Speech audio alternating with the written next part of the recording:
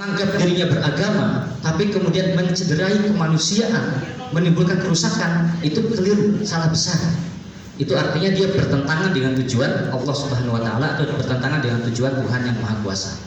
Nah, karena itu kalau istilah radikalisme di dalam istilah kajian-kajian keislaman itu sebenarnya tidak disebut radikalisme. Benar yang disampaikan Prof tadi, radikal itu kan dari kata-kata radik yang artinya akar. Jadi radikalisme itu artinya berakar, sesuatu yang berakar sampai ke akar-akarnya. Nah, di dalam kajian-kajian keislaman tidak pernah ditemukan istilah radikalisme, tetapi yang digunakan itu istilah at-tatarruf. Nah, at-tatarruf itu artinya, kalau boleh diartikan, at-tatarruf itu atau radikalisme dalam konsep keilmuan Islam, at-tatarruf itu kira-kira ada orang yang lebih bersemangat dari Tuhan. Jadi ada orang yang lebih bersemangat dari Tuhan. Kalau ada orang lebih bersemangat dari Allah Subhanahu wa Ta'ala, itu radikal. Allah tidak suruh ngebom, tapi dia mau ngebom, berarti dia lebih bersemangat dari Tuhan. Sedangkan Tuhan saja tidak ingin ngebom, dia ngebom. Nah, karena itu Thohir bin Ashur mengatakan, at-tatarruf itu ayyadhira al-mutadayyin ma yafutul had mimma yahuddu bihi syara. Jadi ketika seseorang dia jauh lebih bersemangat daripada syariat. Saya memberikan satu contoh saja untuk dijadikan bahan diskusi. Tidak usah lama-lama. Misalkan apa contohnya? Contoh radikalisme dan bagaimana kita lebih bersemangat dari Tuhan. Misalkan seperti tadi yang disebutkan oleh Bapak Doktor. Kita sebenarnya sudah selesai tentang konsep bagaimana agama itu harus berjalan beriringan dengan hukum negara, nasionalisme dan sebagainya. Tapi tetap saja ada orang-orang yang ingin membenturkan itu. Mereka mengatakan hukum agama itu harus berdiri lebih tinggi daripada hukum negara. Dan sebenarnya ketika kita tanya apa alasan mereka, mereka itu beralasan bahwa mereka mendasarkan pemikiran mereka terhadap kitab suci. Karena memang di Al-Quran itu ada ayatnya, inil hukmu illa lillah. Tidak ada hukum kecuali hukum Allah. Lalu kemudian ada ayat lain, wa man lam yahkum bima anzalallahu fa ulaika humul kafirun. Orang yang tidak berhukum dengan hukum Allah, dia adalah orang kafir. Nah, pertanyaannya bagaimana cara kita menjawab ayat seperti ini? Kan itu. Nah, ini masalahnya.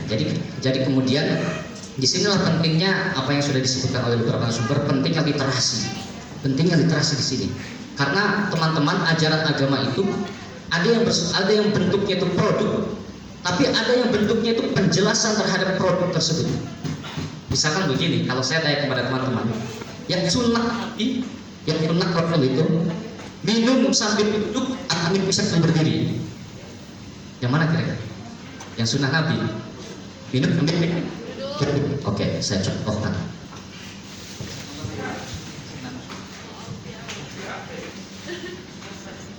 Itu nah, minum sambil duduk. Pertanyaan selanjutnya, kalau ada minum sambil berdiri bagaimana? Nah,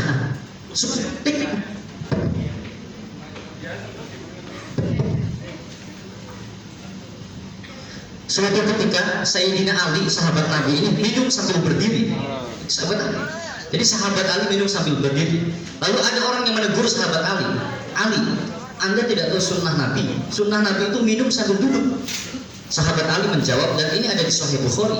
Sahabat Ali menjawab, faqad ra'aitun nabiyya sallallahu alaihi wasallam yashrabu qa'iman.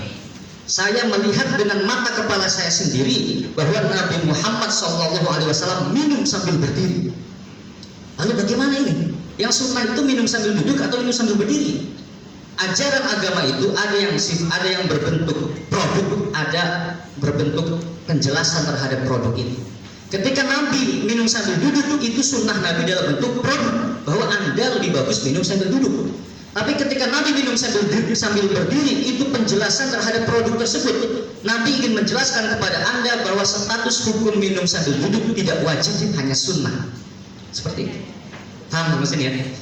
Nah, saya tingkatkan lagi ke yang tadi. Ini hukum illa lillah. Tidak ada hukum kecuali hukum Tuhan. Wa man lam yahkum bima anzalallahu fa ulaika humul kafirun. Yang menggunakan hukum selain Allah, maka dia kafir. Ini ajaran dalam bentuk produk. Kita harus mencari pembanding ayat, pembanding surat, pembanding hadis yang menjelaskan produk itu bagaimana sesungguhnya, bagaimana cara menerapkannya. Nah, karena itu suatu ketika Ibnu Abbas seorang sahabat Nabi berdebat dengan orang Khawarij. Jadi permasalahan radikalisme sudah ada sejak dulu. Orang Khawarij mengatakan seperti itu.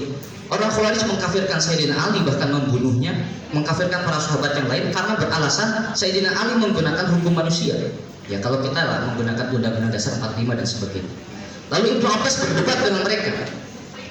Kata Ibnu Abbas pertanyaannya satu kepada orang Khawarij. Kata Ibnu Abbas, bagaimana pendapat kalian jika saya bisa menyebutkan ayat di dalam Al-Quran yang menunjukkan bahwa kita harus menggunakan hukum manusia kalau itu ada kemaslahatan?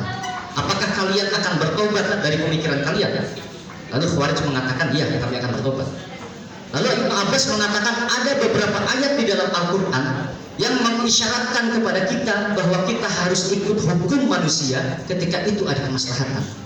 Contohnya apa? Contohnya wa in khiftum shiqaqa bainihima fab'athu hakaman min ahlihi wa hakaman min ahliha iyurida islahan yuwaffiqillahu bainahum. Itu ayat tentang rumah tangga. Jadi kata ayat itu, ayat Al-Quran, jika terjadi perselisihan antara suami istri, maka pihak suami mengutus juru diskusi dari pihak suami, pihak istri pun mengutus juri diskusi, lalu kedua juru diskusi tersebut, kedua perwakilan tersebut berdiskusi, memutuskan keputusan terbaik untuk suami istri tersebut. Keputusan terbaiknya harus diikuti bersama, tidak boleh ada yang melanggarnya, tidak boleh ada yang melanggarnya. Lalu Ibnu Abbas mengatakan, permasalahan yang lebih utama itu apakah permasalahan rumah tangga atau permasalahan negara? Mana yang kira-kira lebih banyak manfaatnya? Orang Khawarij menjawab, permasalahan negara lebih utama. Ketika dalam permasalahan rumah tangga yang remeh-temeh saja Allah menyuruh kita untuk ikut hukum manusia, apalagi dalam permasalahan negara yang jauh lebih besar, jauh lebih utama, maka kita harus lebih ikut hukum manusia ketika di situ ada kemaslahatan. Nah, jadi apakah Undang-Undang Dasar ada dalilnya? Ada dalilnya. Apa dalilnya? Al-Quran itu sendiri. Salah satunya wa in khiftum shiqaqa bainihima sampai akhir. Nah, jadi sekali lagi permasalahan kita karena literasi.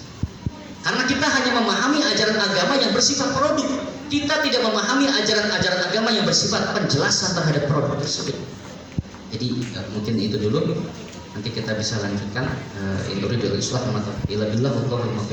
Assalamualaikum warahmatullahi wabarakatuh.